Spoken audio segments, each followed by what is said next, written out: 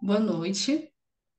Boa noite. É, Hoje é dia 22 de setembro, é o nosso primeiro encontro do nosso grupo de estudo, da nossa formação e pós-graduação em sistêmica. Nosso encontro, ele será coordenado pelas alunas Andréa de Matos Silva, da formação mais pós-graduação, e a Camila Alves Dias, da formação mais pós-graduação. Elas vão estar discutindo o artigo científico As Origens do Pensamento Sistêmico das Partes para o Todo. Pode iniciar? Pode iniciar. Camila, eu já coloquei você como co-host. Tá bom, obrigada. Tá. Então eu vou iniciar aqui, né, falando da parte da introdução, que a gente preparou esses slides. Aí agora minha tela ficou inteira. Será que consegui diminuir aqui. Que eu vou acompanhando aqui também na minha colinha que eu fiz, né, gente, porque é bem teórico, bastante informação, mas a gente preparou ali os tópicos para vocês irem seguindo e acompanhando. Então, ali, esse artigo é as origens do pensamento sistêmico das partes para o todo. Então, é sobre isso que a gente vai debater um pouquinho, como surgiu, né, esse pensamento sistêmico. Ele se iniciou na década de 30 e 40, né, como cita o artigo, mas só foi reconhecido na primeira metade do século XX. Então, agora a gente vai passar por todos esses movimentos e esses momentos históricos, desde a Idade Média até o século XX, para entender como se deu, né, essa mudança de paradigma.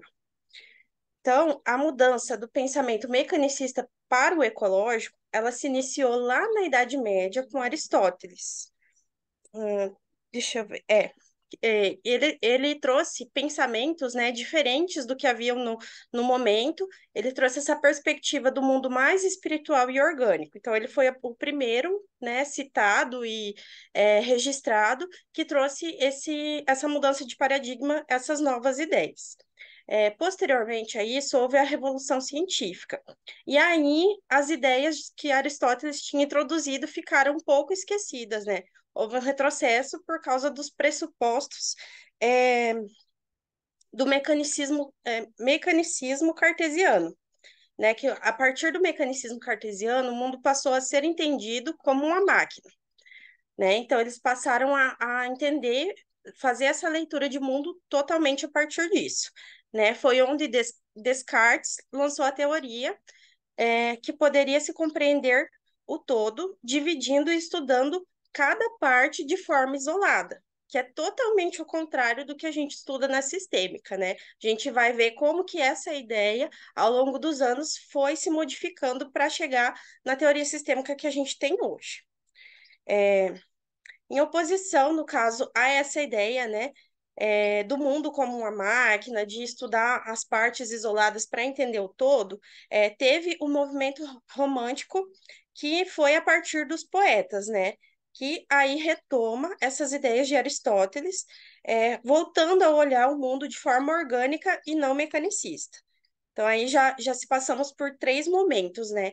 É, o próximo aconteceu, então, o aperfeiçoamento do microscópio. Então, esse avanço que causou na biologia, ela faz retomar as ideias mecanicistas. Então, novamente, né, toda vez que há um avanço da ciência, foi isso que eu entendi, né, gente? Não sei se eu estou certo, mas um avanço científico, assim, faz retomar essas ideias materialistas, mecanicistas, né? E deixa um pouco de lado lá o que trouxe, primeiramente, Aristóteles. É, Posteriormente a isso, então, surgiu a biologia organísmica, que ela vem estudar a relação entre as partes, entendendo que os aspectos essenciais, elas não estão, né, nas partes isoladas, e sim na relação das partes com o todo, a partir da organização do todo, e não na divisão, como propunha lá, né, a teoria que eu falei agora. Ai, gente, deixa eu ver aqui qual que era. Logo em cima. Hum. da Revolução Científica, né, do mecanicismo cartesiano. Né? Então, ele vem contrapor tudo isso. Ele fala que é a organização do todo e não a divisão das partes. Depois disso, da biologia organísmica, surge a ecologia, que compreende os seres vivos como rede. Então, da ecologia, né, traz esse primeiro conceito aí de rede. E, ao mesmo tempo, a física quântica, né, que a física quântica vem contrapor a física clássica de Newton, né, que até então, essa física clássica, na verdade, ela permanece até hoje muito enraizada, né, que é muito o materialismo, né, tudo que é palpável, tudo que é possível de ver, e essa física quântica, na verdade, ela estuda as partículas subatômicas, o que não é, né, palpável, o que não é visível a olho nu. Então, deixa eu ver aqui. A física quântica, né, diz que é o todo que determina o comportamento das partes. Nesse período, então, né, que estava tendo ali a ecologia, a física quântica concomitante, a ideia de totalidade, ela se intensificou bastante, né, e com isso reverberou na psicologia. E a psicologia da Gestalt foi a primeira a se utilizar, né, dessa ideia de totalidade. E também teve o filósofo Christian Wolff, que disse, né, que trouxe o conceito de que o todo é maior que a soma das partes. E esse conceito é um conceito central, né, da teoria sistêmica. Então, depois de todos esses movimentos aí de avanços, de retrocessos, né, no século XX, surge a teoria geral dos sistemas e a cibernética, que foram realmente a base para o pensamento sistêmico, que a gente vai explicar e falar um pouquinho mais dela, né, logo à frente. Então, como a gente pode observar, né, foram vários movimentos aí que foram mudando a visão de mundo desde lá da Idade Média com Aristóteles, né, até o século XX, com a cibernética e a teoria geral dos sistemas, que realmente fundamentou, né, os conceitos para a criação da teoria sistêmica. Deixa eu só ver aqui como é que está a nossa tela. Uhum. E agora eu vou explicar um pouquinho mais sobre essa primeira teoria, né? Teoria geral dos sistemas, que foi base para o conceito da sistêmica. Então, a teoria geral dos sistemas, ela foi criada pelo biólogo Bertalanffy. Ela foi criada porque ele nunca concordou, né, e sempre criticou o enfoque mecanicista. Então, isso faz com que ele crie a sua própria teoria a partir da sua visão de mundo, né? E a primeira teoria que ele criou foi a teoria do organismo, considerado como um sistema aberto, né? Não foi a teoria mais famosa, que é essa teoria do geral dos sistemas. Mas, posteriormente, ele passa a conhecer a cibernética, né? E é influenciado aí por ela. E a partir disso, a partir dessas ideias da cibernética, ele publica, então, a teoria conhecida como a teoria sistêmica, né, ou a teoria geral dos sistemas. Elas, né, são sinônimos aí, mas não querem dizer a mesma coisa, porque a teoria geral dos sistemas, ela engloba todas as áreas do conhecimento, enquanto que a teoria sistêmica é mais da área da psicologia mesmo. E a teoria geral dos sistemas tem o objetivo de estudar os princípios universais que sejam aplicáveis a todos os sistemas, independente da disciplina, seja psicologia, biologia, filosofia, né? É meio que uma fórmula aí que funciona, né, em todos os sistemas. Então, ela é mais ampla, mais geral. E essa teoria, ela une conceitos sistêmicos e da biologia. E ela vem novamente reforçar o conceito ali de totalidade, que é um dos conceitos que define o sistema, né? A totalidade ou a globalidade, né? Que significa que o todo é um sistema coeso, em que um acontecimento em uma das partes interfere em todas as outras, né? Então não tem nada isolado, tudo se afeta e é afetado, né? Ao mesmo tempo. Então, esse é o primeiro conceito aí que embasa essa teoria geral dos sistemas.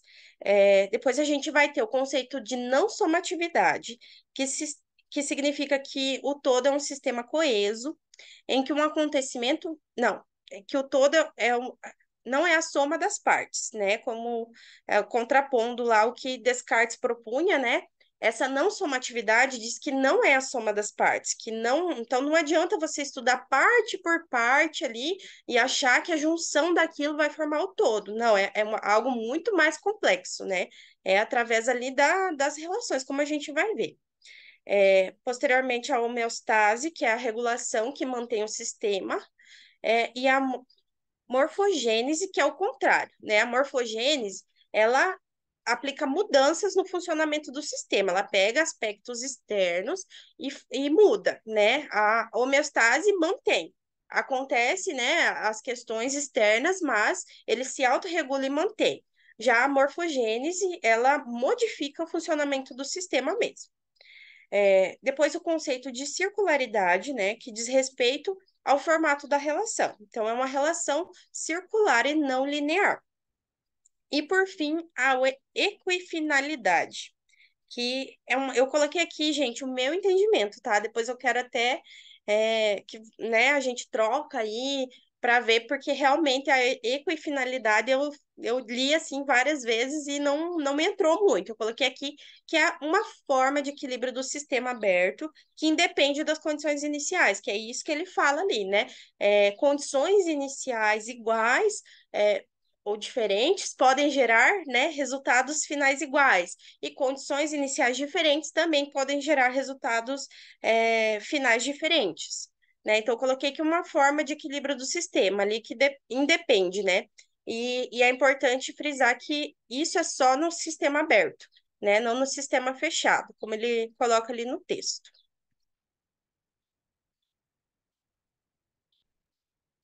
Alguém quer falar sobre os termos? Completar alguma coisa antes da gente passar para o próximo?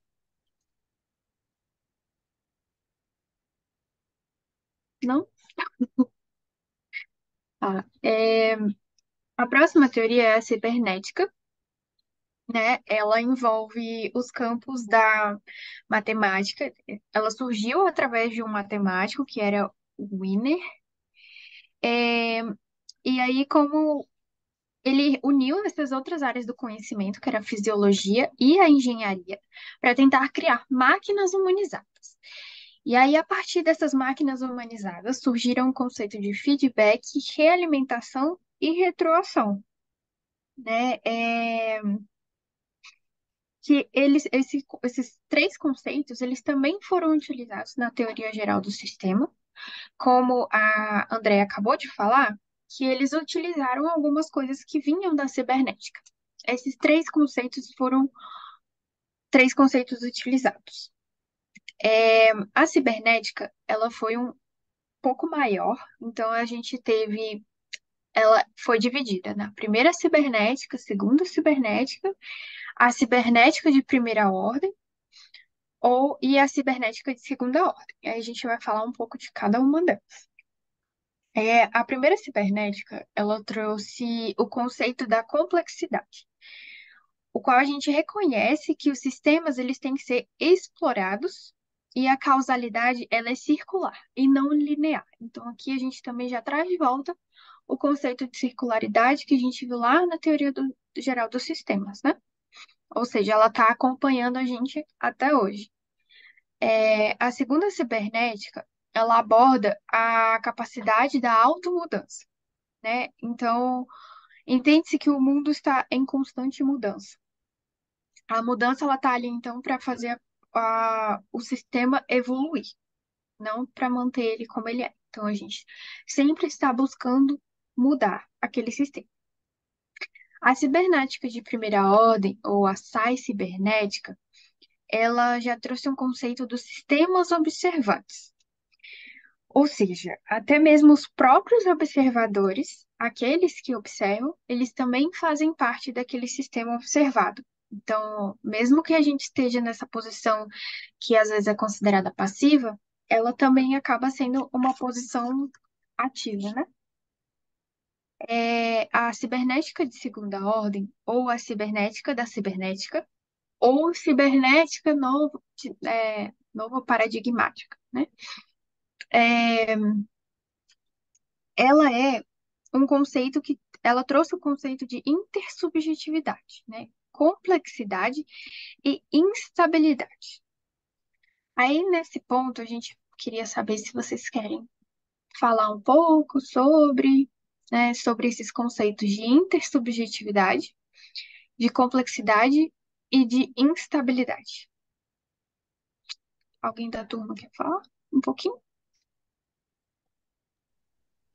Gente, então, é, eu tô aqui acompanhando o texto também para me lembrar de algumas coisas.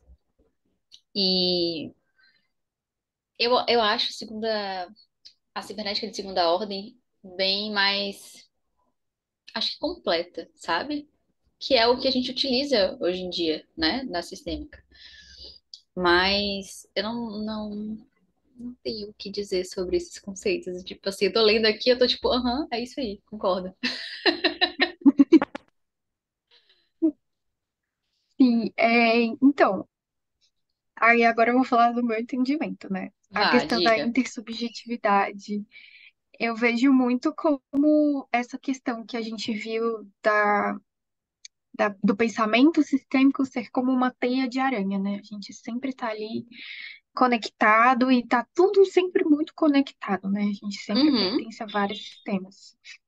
E a questão da instabilidade, eu acho que ela também tem a ver com a questão da mudança. Eu acho que a mudança, a automudança, ela tem muito a ver com essa instabilidade. Porque se nós formos sistemas estáveis, nunca vai haver mudança, né? Então, e a complexidade é a complexidade, né, gente? Ela sempre está ali para manter o sistema sempre em circularidade, sempre sendo atualizado. É, e é isso. Agora a gente vai passar para a teoria da comunicação. A teoria da comunicação, ela tem como principal pensador o Bergson. É uma teoria que aborda essas três dimensões, que é a sintaxe, a semântica e a pragmática. Dentro dessa teoria, a gente vê que existe um entendimento da comunicação sobre a comunicação, que qualquer coisa que um sistema, um indivíduo esteja fazendo, está comunicando alguma coisa, né? As atitudes, os comportamentos, até o próprio silêncio, ele está comunicando alguma coisa. Sempre tem uma mensagem a ser transmitida por trás daquilo. Aqui eles também trazem o que a mente ela é entendida como um fenômeno relacional, né? Então a gente vai sempre a comunicação, qualquer comportamento é uma comunicação e a mente é o principal sistema da relação, né? Se a gente está sempre comunicando, a gente está sempre ali se relacionando. Daí, deixa eu só achar aqui a questão da metacomunicação. Me perdi.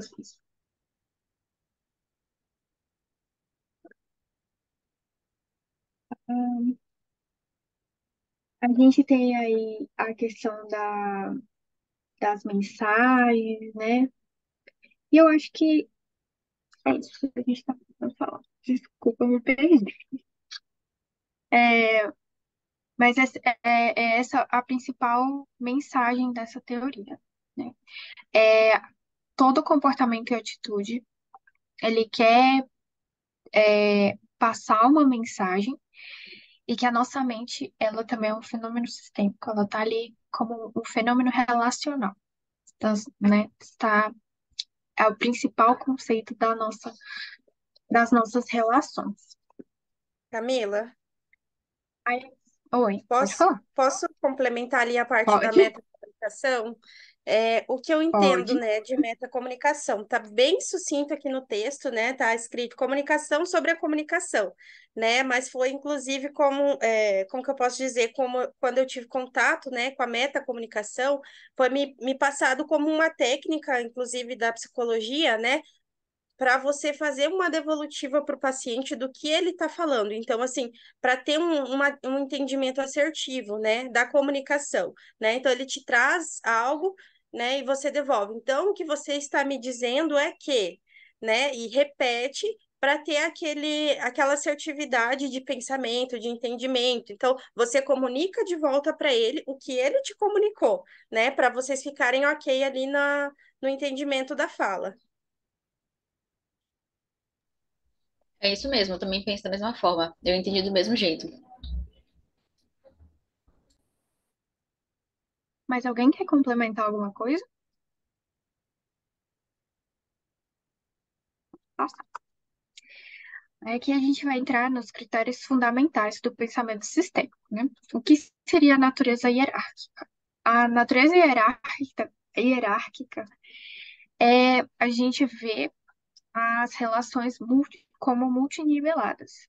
A gente tem uma ordem social, que é uma ordem macro, e existem as ordens micro. E, e nelas você sempre está ali envolvido em alguma ordem, seja nela pequena, na micro, que é ali a da sua família, e mesmo dentro da micro existem outras ordens, né? Que é o casal ou a relação de mãe e filho, por exemplo, né?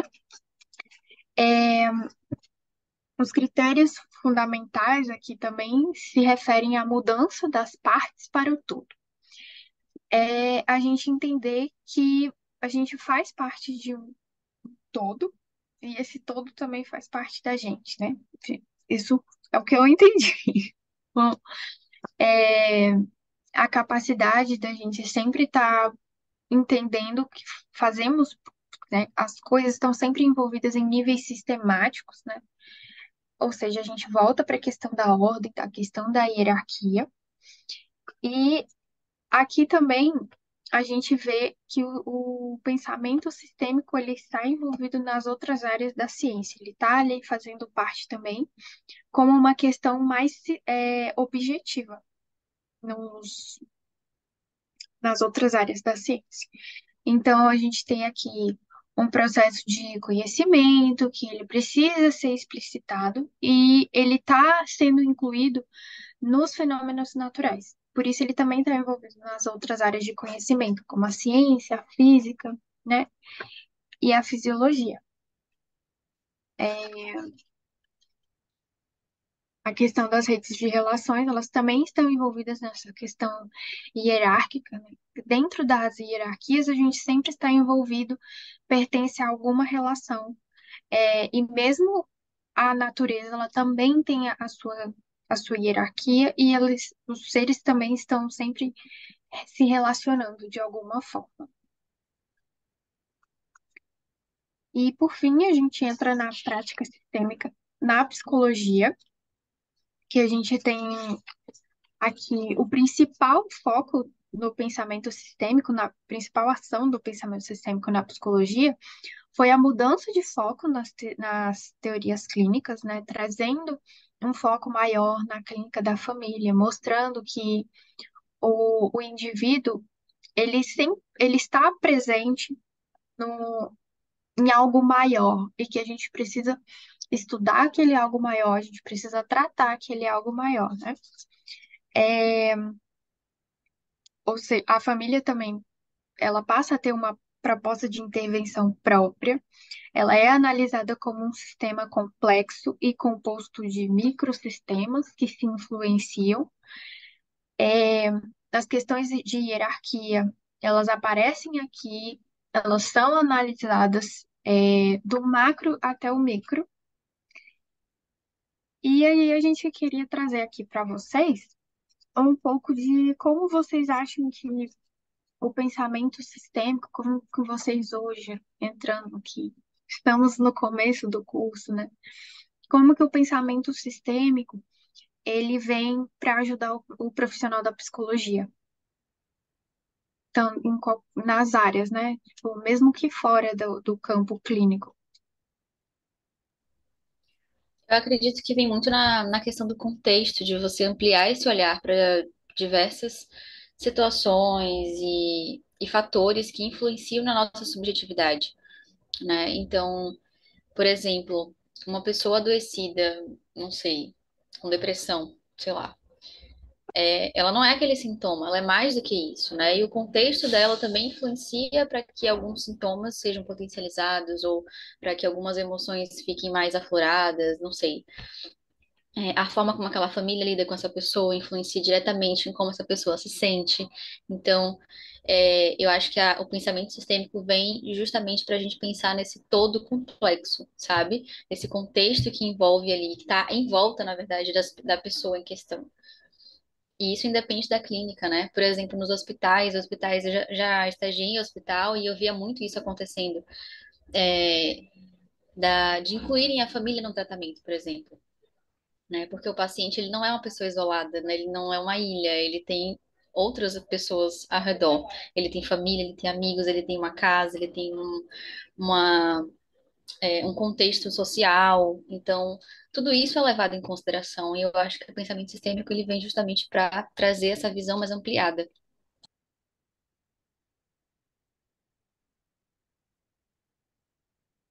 Eu estagiei também, só que o meu estágio foi na área de social, né? Eu lendo esse texto e vendo muito essa questão do macro ao micro, faz a gente pensar também nessas questões sociais, no quanto que elas influenciam. E que muitas vezes a gente está estudando ali o indivíduo e pensa, nossa, o que será que está sendo tão adoecedor para essa pessoa? E às vezes é uma questão de desemprego, uma questão de saúde pública, né? Uhum. E afeta ali não só o indivíduo, e aí o indivíduo está adoecido, e nisso ele adoece a família toda. E realmente está tudo Uhum. interligado, né? A gente vê realmente como a gente pertence a um todo. Exatamente. Mais alguém, gente, gostaria de contribuir? Pode ir, Patrícia.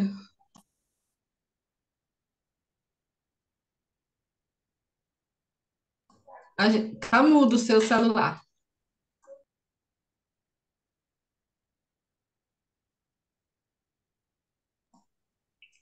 O botão tá mutado. Ah, agora achei. Desculpa. Então, o que eu achei muito interessante, porque eu venho da TCC, né? Então, a TCC, ela já te faz olhar para o comportamento, né? Para não só para o indivíduo, mas para o entorno dele. Mas o que eu achei muito interessante na questão da sistêmica foi que ela coloca nós, né, profissionais, também como agentes de, de observação, né? Então, isso eu achei muito bacana, né? Porque a TCC, tanto quanto, né, outras abordagens, ela, tipo, coloca uma pequena distância, né? Mesmo eu vindo da cognitiva comportamental, que é uma barreira bem menor, mas, infelizmente, ainda existe, né? E a sistêmica, pelo que eu li, ela se coloca também como observável, né? Então tá, então como eu vou olhar essa pessoa, como essa pessoa se dirige a mim, como eu me dirijo a essa pessoa, né? Como que eu me sinto, é todo um contexto, e isso eu achei muito interessante. Bacana você falar isso, porque a gente às vezes pensa que a gente vai na terapia para falar das nossas relações e a gente não lembra que a relação terapêutica é uma relação, né? Então ali o psicólogo ele tá nesse lugar que você falou, né, de ser observado, de também influenciar ali de alguma forma. Então ele se observa e observa também o cliente, né, o paciente que está ali na frente dele. Achei massa seu comentário. Gente, eu não sou da sistêmica, sou que nem a Patrícia, sou da TCC. Mas o que eu vejo é que a sistêmica, ela te traz um olhar mais amplo, um olhar de um todo, não só de uma parte do sujeito. É um exemplo que eu estou vendo muito esses dias. Tem vários grupos de psicólogos e esses dias tem é, se falado muito sobre a questão biológica. Ah, o paciente chega e tal, com desconfiança de depressão. E aí? O que é que você faz? Aí hoje o pessoal já leva, já passa o encaminhamento para o endócrino, vai fazer um monte de exame de hormônio, porque às vezes a gente acha que é algo mental. Às vezes pode ser, mas às vezes pode ser algo físico. A Camila falou, não sei se foi a Camila, se foi a Vanessa que falou sobre, foi a Vanessa sobre a depressão. Ah, mas como é o convívio dentro de casa? Será que não é o convívio que está adoecendo? Então, eu acho interessante da sistêmica é isso. Ela traz o profissional a olhar não só o indivíduo, mas um todo. Acho que foi a Andrea que falou que a sistêmica é como se fosse uma teia. E realmente faz todo sentido, porque está tudo conectado, tudo é essencial, não é uma coisa só, mas tudo vai te trazer um diagnóstico para o paciente, vai te ajudar no dar tratamento para o paciente, olhar para ele como um todo. Mas Não, alguém sim, gostaria de contribuir? eu só vou complementar o que ela falou, desculpa, tá, gente, eu tomei assim porque eu tô dirigindo. É, que é aquela coisa, né? Antes da gente falar que algo é totalmente emocional, é totalmente né, inconsciente, ou seja, o que for, ou até mesmo comportamental, tem que tirar todos os porquês e os quês físicos, né? Então, eu tenho muito cuidado em dar diagnóstico, uma coisa que eu não gosto muito, porque as pessoas às vezes se escondem, né? Elas colocam rótulos nelas e aí fica um pouquinho mais complicado de se trabalhar, né? Então, eu procuro ao máximo que eu posso evitar a questão, né, de falar abertamente com o paciente. Eu vou falando assim aos poucos e desmistificando até eu de fato trazer, porque tem esse perigo, né, das pessoas logo de início elas se esconderem atrás do rótulo e e é isso, e eu acho muito interessante esse nosso lado de falar, não, pera, então vamos fazer todos os exames, né, físicos, vamos tirar todas as dúvidas, se realmente não tiver nada, aí a gente passa para esse olhar mais criterioso, né, falando com o paciente, né, apesar de a gente já estar com esse olhar mais criterioso.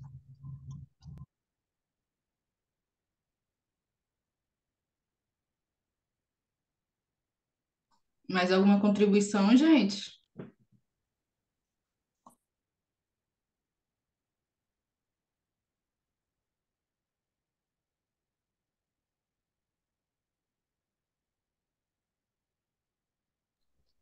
Eu ia comentar sobre o que Patrícia falou, mas eu acho que foge um pouco das perguntas, da pergunta que Camila fez. Me lembra qual foi a pergunta, Camila? Por favor. A pergunta era como o pensamento sistêmico ele pode ajudar o profissional fora da clínica. Ah, não foge tanto, né? Tem a ver com isso do diagnóstico que a Patrícia trouxe, que é o seguinte, às vezes o diagnóstico ele funciona como uma muleta, como ela bem trouxe, né? E nem sempre isso é ruim para o cliente, né? Para a pessoa em questão. Porque dependendo do contexto, e aí a gente traz o pensamento sistêmico, né? Dependendo de tudo, todo o contexto, de tudo que está em volta dessa pessoa, ter um diagnóstico ou através de um diagnóstico você conseguir ter uma rede de apoio específica, isso é fortalecedor, né?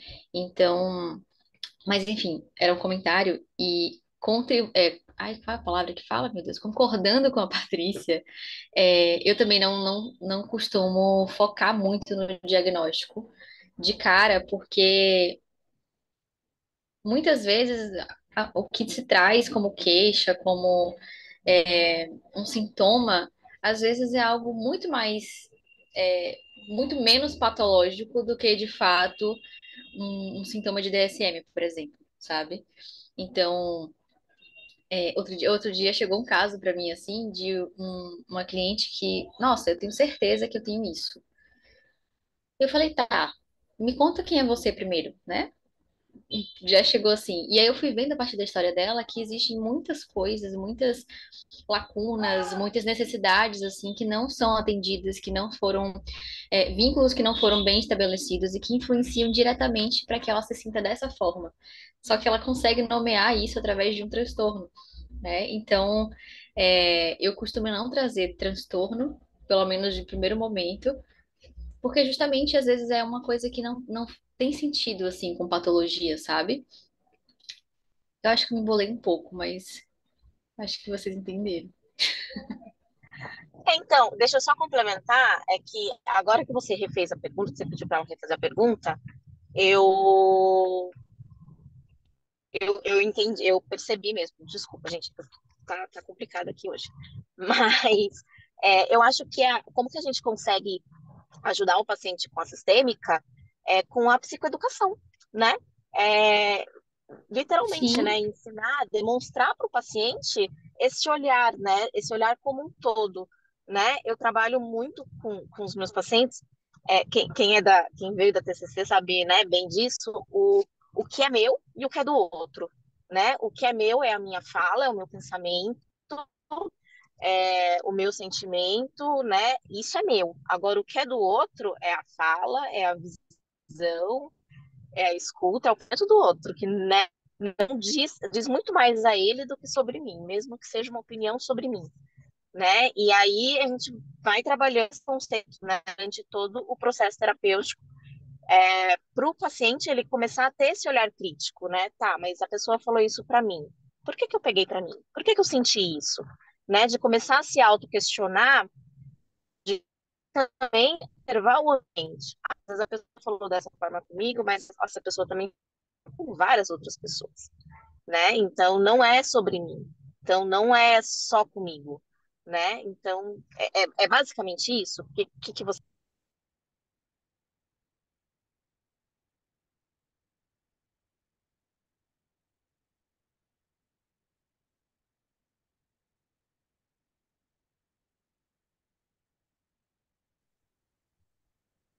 Oi? oi Miriam, eu tô Oi. ouvindo. Ah, tá. Eu não sei se foge um pouquinho, eu cheguei um pouco atrasada, né? Mas o que está me ajudando, a sistêmica, né, nos meus atendimentos, que a partir das leituras eu estou vendo que essa pessoa que está ali na minha frente, ela não é só aquela pessoa, né? Ela tem a família, ela tem os amigos, ela tem toda uma rede de comunicação que está influenciando essa pessoa, né? E eu estava lendo um dos conceitos, que eu acho que é retroalimentação, não lembro bem, o quanto de A influencia em B, quanto B influencia em C, e a gente não é redondo, né? Então, quanto essa pessoa que está ali, ela influencia aquela rede influencia ela, né? E aí a gente poder melhorar essas relações, levando em conta todo esse entorno dela. Eu acho que é por aí. Era isso. Boa noite, Cris. Inclusive, eu acho que a gente tendo esse entendimento, né, fica muito mais fácil se utilizar da relação ali para realmente fazer a relação ser terapêutica, né? Se torna um instrumento que a gente consegue utilizar com mais facilidade de repente.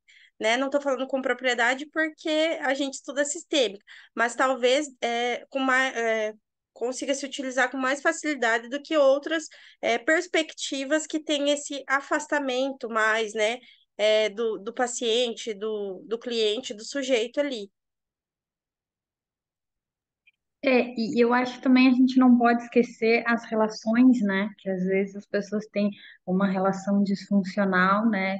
E aí tu tenta trocar aquele tipo de relação e ela termina construindo outra disfuncional, né? Nem sempre a gente consegue trocar as coisas, né? Por uma coisa mais funcional. Não sei muito ainda os conceitos, ainda estou aprendendo, mas é mais ou menos por aí, não sei se tá indo. É complexo.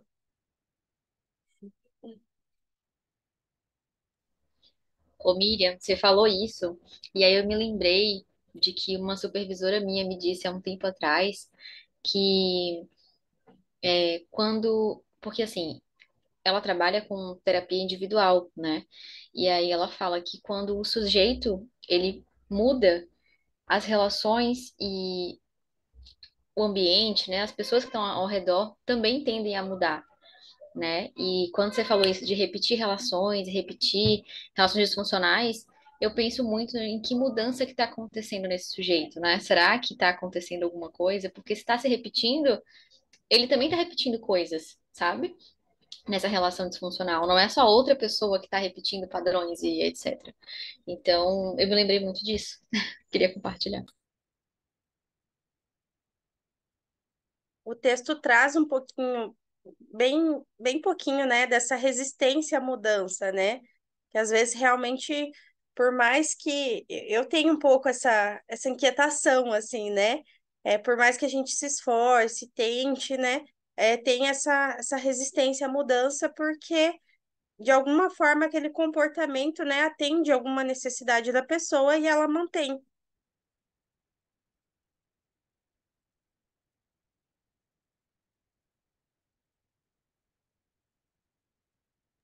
Talvez, né, a gente possa falar de papéis aí, né?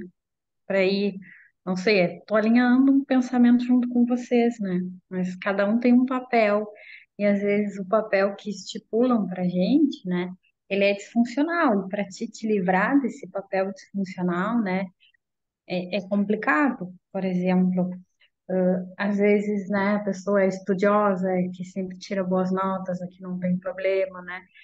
E aquilo causa um peso em cima dela, né? Porque realmente todo mundo tem um problema, né? O quanto ela se esforça para se manter naquele papel ali, né? De ser a que dá conta, né? A que consegue ajudar todo mundo, a que sempre está bem. Então, isso também a gente tem que levar em conta. E a sistêmica está me ajudando a ver, ampliar um pouco o horizonte, né?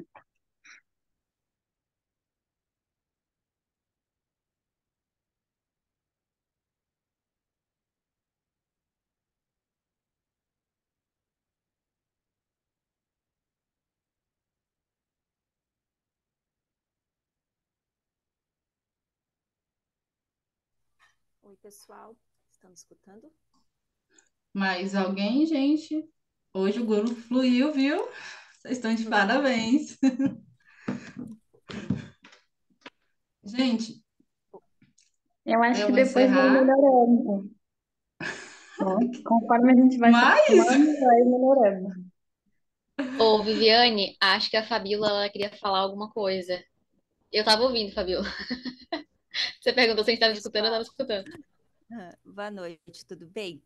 Eu ainda sou acadêmica de psicologia e eu estou na minha parte de estágio da sistêmica. A abordagem que eu escolhi é a sistêmica, então, escutando vocês falarem, hoje eu vim da supervisão, e é onde nós falamos muito sobre essa questão da responsabilidade do processo de mudança, né, do paciente. E que muitas vezes esse processo de mudança tem uma dificuldade porque ele entra num medo, tem os dois caminhos, de dar certo e de não dar certo. Então, quando a gente está trabalhando com um paciente, né, na questão da sistêmica, é sempre importante colocar para ele essa questão da mudança, a importância, né, quando tem esse padrão de repetição, que na sistêmica a gente busca sempre esse padrão de repetição do sistema e do indivíduo.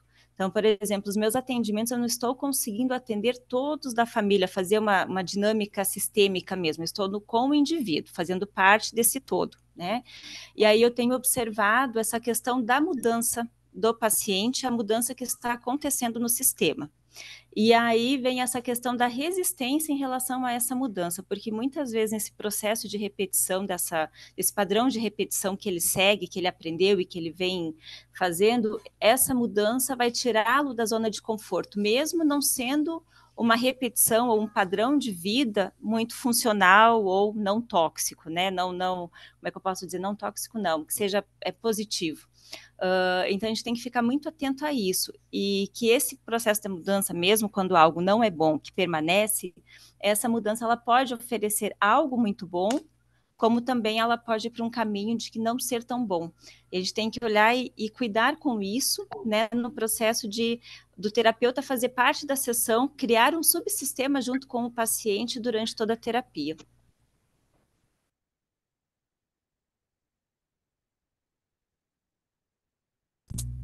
Não sei se me fiz entender, né, se fui clara, mas assim, existem os padrões de repetição, então, que a gente toma, a gente observa, faz parte da terapia sistêmica, a gente identificar esse padrão de repetição.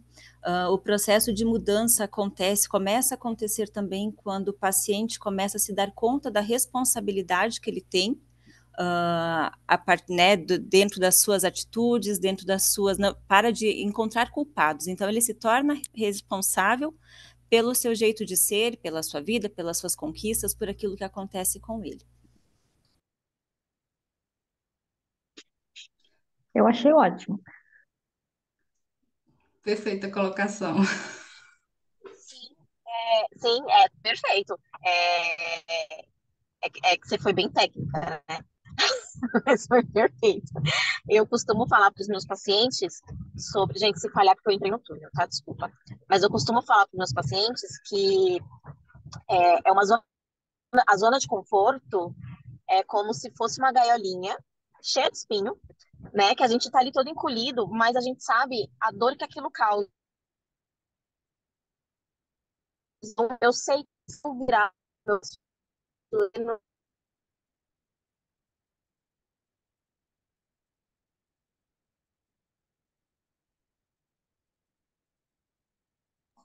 Eu acho que ela entrou no túnel. E outra questão também, quando a gente pensa no sistêmico, eu falo, eu não fui para outra linha, né? Então, assim, eu sou da sistêmica. É quando a gente escuta um paciente falar, ou uma pessoa fora da clínica, não apenas na clínica, a gente tem aquela escuta para o indivíduo, mas nesse mesmo tempo ela se amplia, pensando nas relações externas. Então, você está ali, está escutando, você pega o que é essencial, mas você sabe que tem sempre algo além disso, além daquilo que o paciente ou a pessoa está trazendo para você. Então, a sistêmica eu falo que ela é um pouquinho fora da caixinha, sabe, da psicologia. A gente consegue trabalhando de uma forma muito mais aberta com o paciente. Então, assim, além das tarefinhas de casa, as atividades que a gente faz em consultório, a gente consegue muita coisa. Muito, muito bom.